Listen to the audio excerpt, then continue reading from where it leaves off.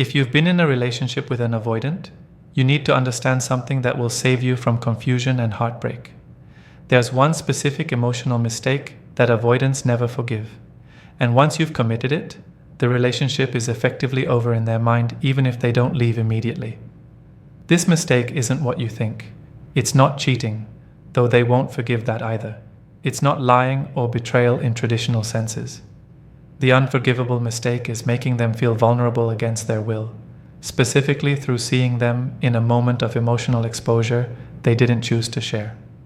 When you witness the avoidant during a moment where their defenses are down, when they're crying, when they're genuinely scared, when they're expressing need or fear without their usual control, and especially when you respond to that vulnerability with care or concern, something breaks in them that can't be repaired. They can't forgive you for seeing them that way. They can't forgive themselves for being that way in front of you. And from that moment forward, even if the relationship continues, they're done. They're planning their exit. They're creating distance that will never close. The relationship is over because you became witness to their humanity in ways their trauma won't allow them to tolerate. This needs to be said clearly to validate your experience.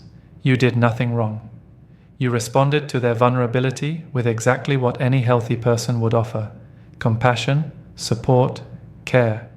You saw them struggling and you tried to help. You witnessed them in pain and you offered comfort. Your response was not just appropriate, it was loving. And the fact that your appropriate, loving response triggered such catastrophic reaction in them is evidence of how deep their trauma runs, not evidence of your inadequacy or your mistake. You need to hear this because the avoidant will make you feel like you violated them by caring about them, like you crossed a boundary by witnessing their humanity, like you did something unforgivable by responding with empathy to their pain. But you didn't. What happened is that their trauma is so severe that being seen as human, as vulnerable, as needing help feels more dangerous to them than being completely alone. And that's heartbreaking, but it's not your fault. The avoidant's inability to forgive you for witnessing their vulnerability comes from trauma that taught them that vulnerability equals danger. Somewhere in their history, usually childhood, sometimes later, they learned that showing need or fear or pain results in rejection, mockery, punishment, or abandonment. They learned that the people who are supposed to care for you can't be trusted with your real feelings, that revealing your struggles gives others power to hurt you, that being vulnerable means being destroyed. And this lesson is so deeply encoded in their nervous system that when you witnessed their vulnerable moment, every alarm went off. Their system interpreted your presence during their vulnerability as threat, even though rationally they might know you meant no harm. The trauma isn't rational. It's operating from associations formed when they were young and powerless, and those associations say, person saw me weak, person now has power to hurt me, person must be eliminated from my life before they use that power. You became dangerous to them not because of who you are, but because of what you witnessed. And their trauma won't let them trust you after that, won't let them stay close to you, won't let them forgive you for the unforgivable act of seeing them as they actually are rather than as the defended image they present to the world, what the unforgivable moment looks like and why it destroys them. The moment that breaks everything for the avoidant can happen in many ways, but the core elements are always the same.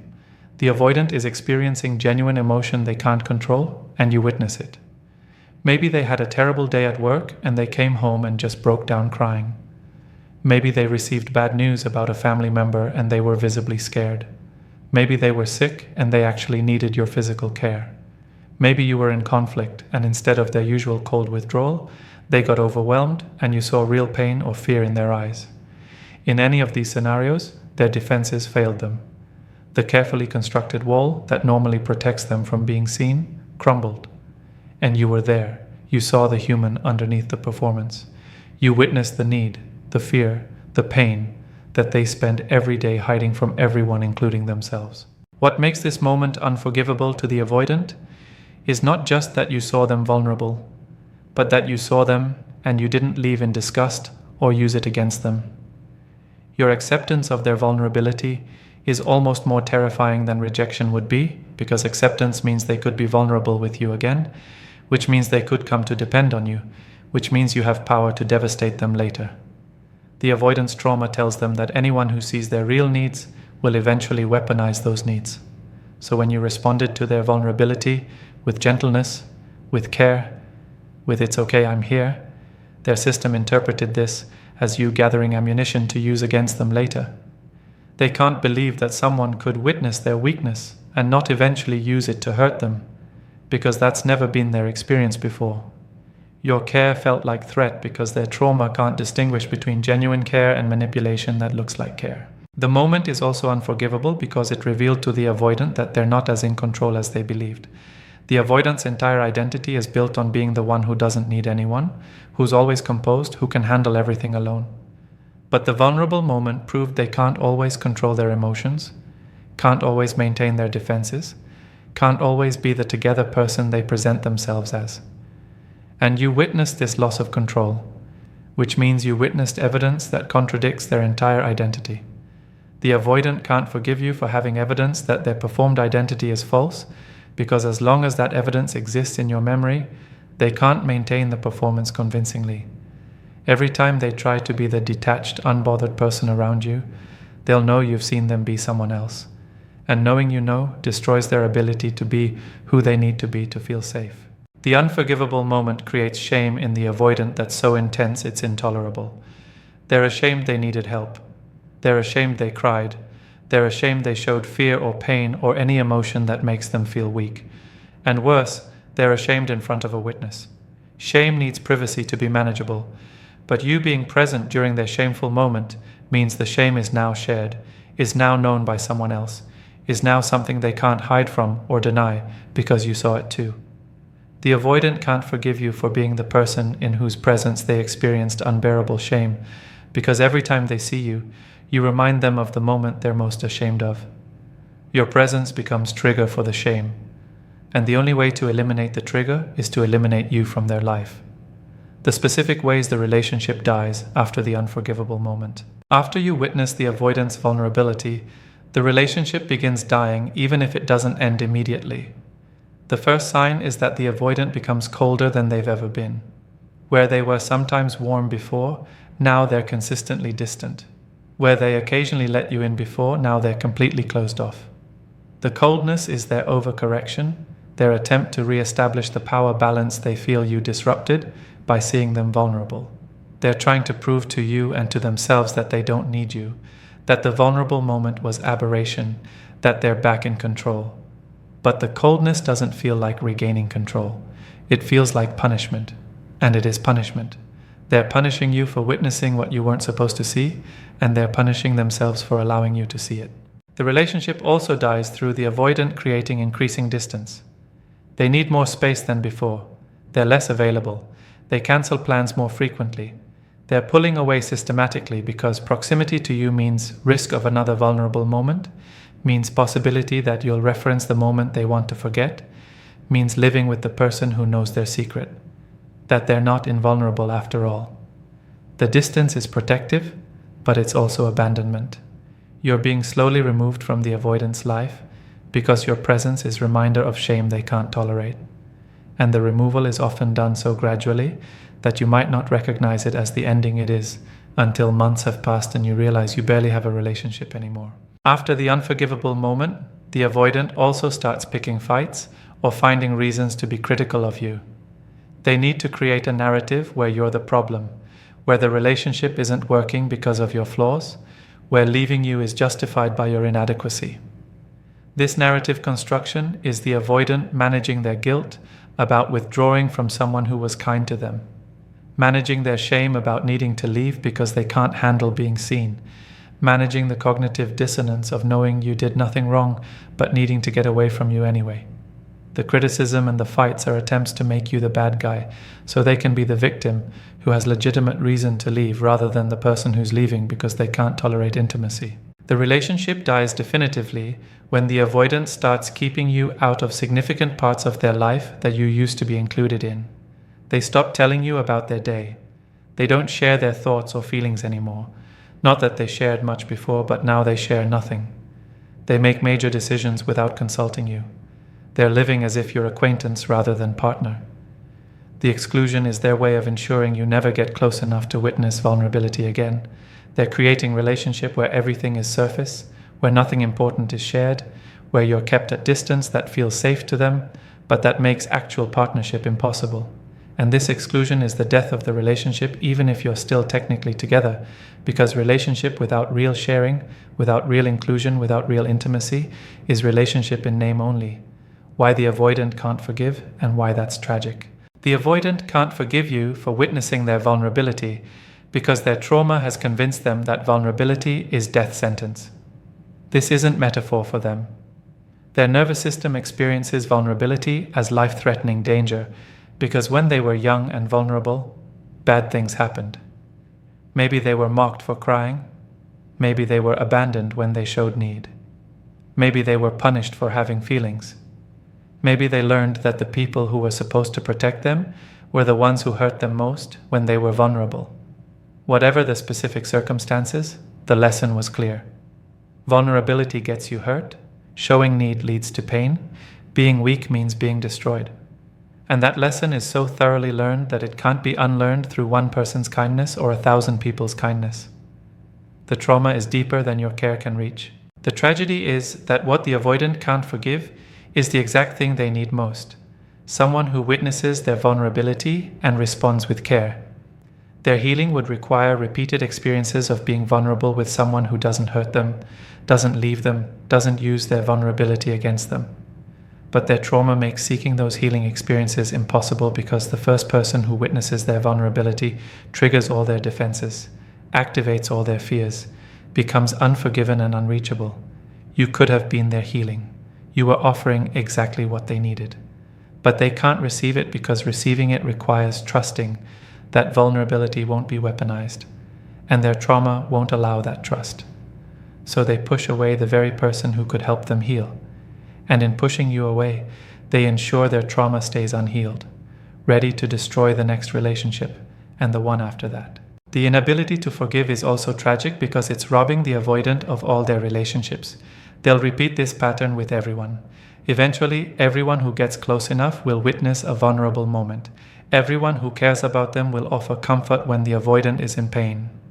And every person who does this will become unforgiven, will be pushed away, will be replaced by someone new who hasn't witnessed vulnerability yet. The avoidant is condemning themselves to a life of shallow connections because depth requires vulnerability, and vulnerability with witnesses is unforgivable to them. They're trapped in a pattern that prevents them from having what they actually want, real connection, because having real connection requires the vulnerability that their trauma interprets as danger. It's important to hold the avoidant accountable while also recognizing the tragedy. They're responsible for doing their healing work. They're responsible for recognizing their patterns and getting therapy. They're responsible for the hurt they cause by pushing away people who care about them. But it's also true that they're operating from trauma they didn't choose, from wounds created when they were young, from nervous system programming that's running automatically. The inability to forgive you for being kind to them when they were vulnerable is evidence of how damaged they are, not evidence that they're bad people.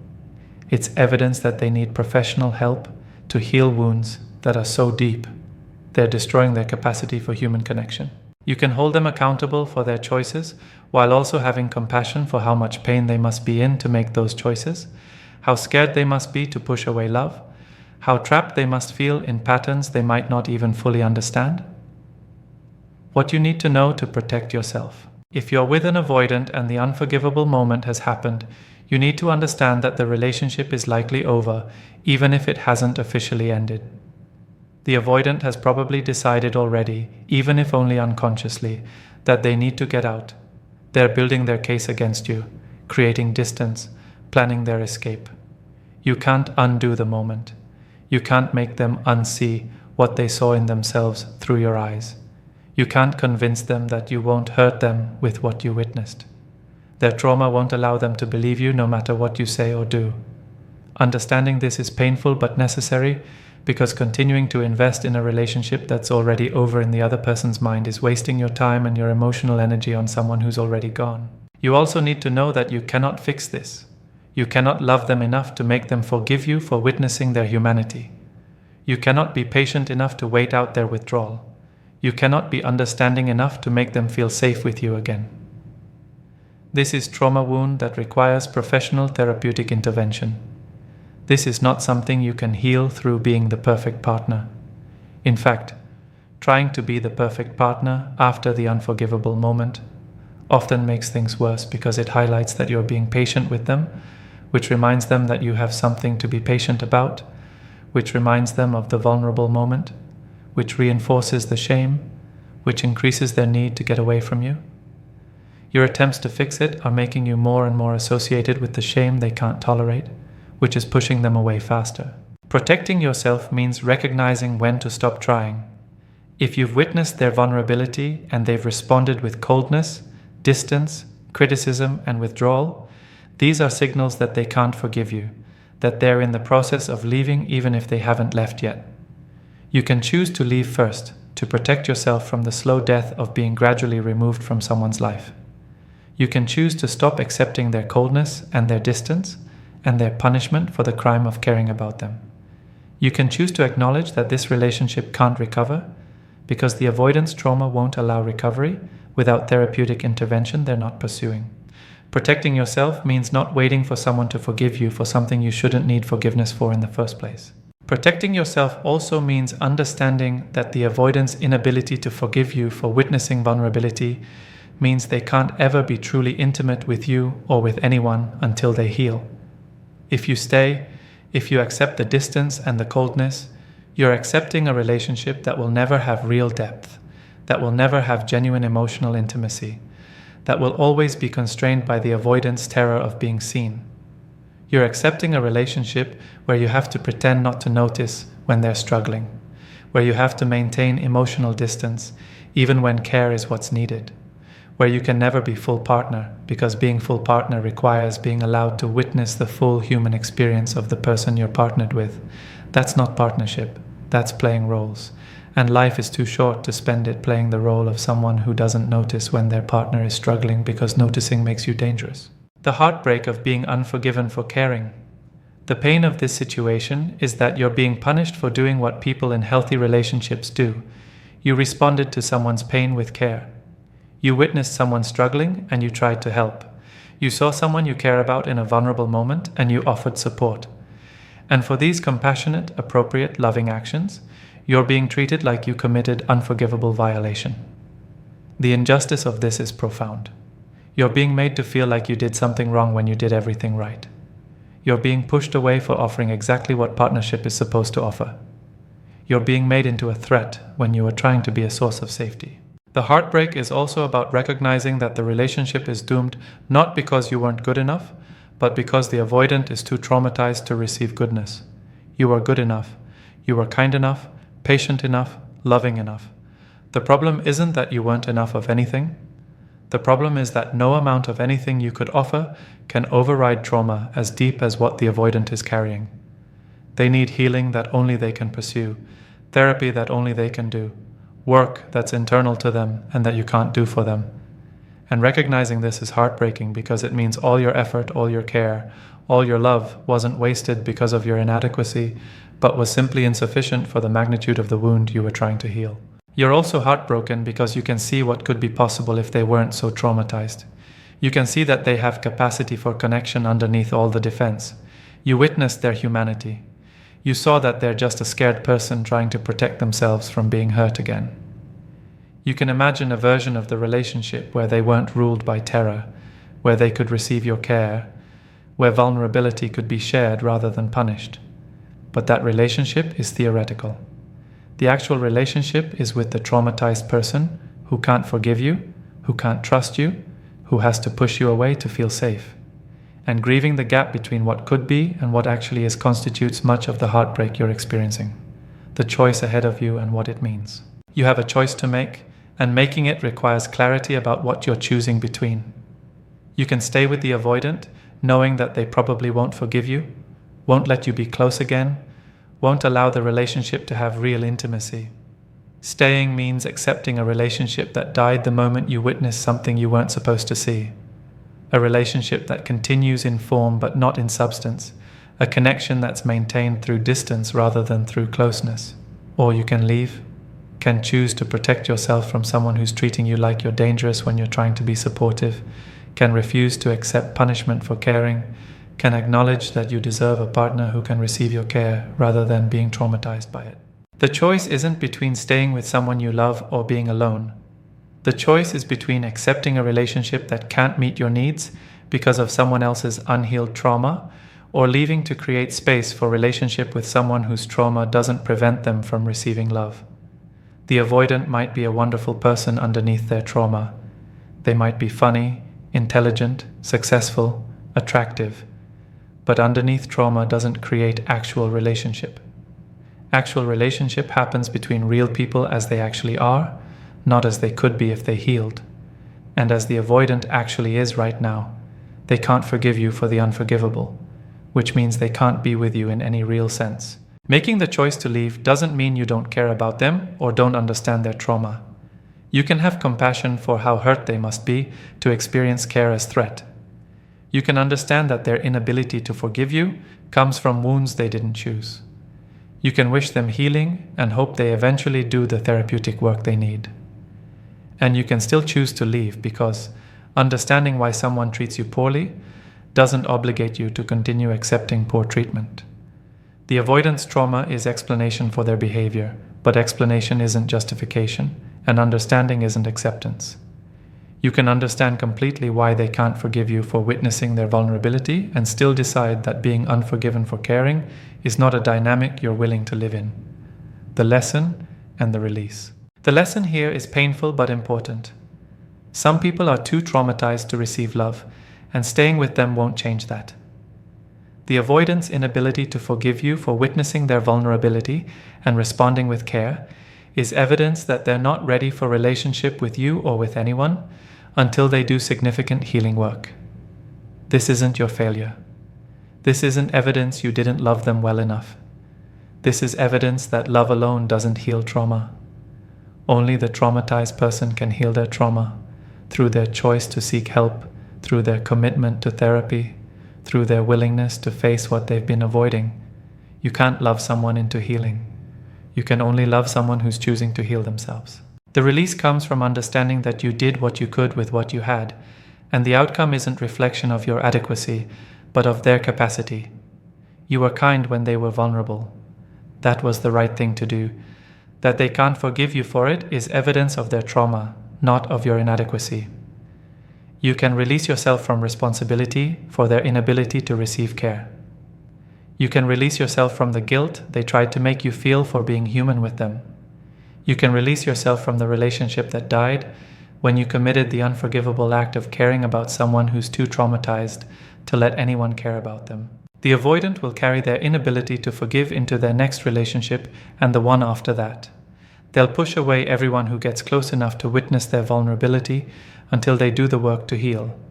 That's their path, their lesson, their responsibility. Your path is different. Your lesson is that caring for someone doesn't obligate you to accept their inability to receive care. Your responsibility is to yourself, to protecting your energy and your heart from people who interpret kindness as threat. The one emotional mistake the avoidant never forgives, witnessing their vulnerability, isn't actually a mistake. It's what revealed that this person isn't capable of the relationship you need. And that revelation, as painful as it is gift because it's showing you clearly that staying would mean accepting mistreatment for caring, and you deserve so much better than to be unforgiven for the unforgivable act of being a decent human who responded to suffering with compassion.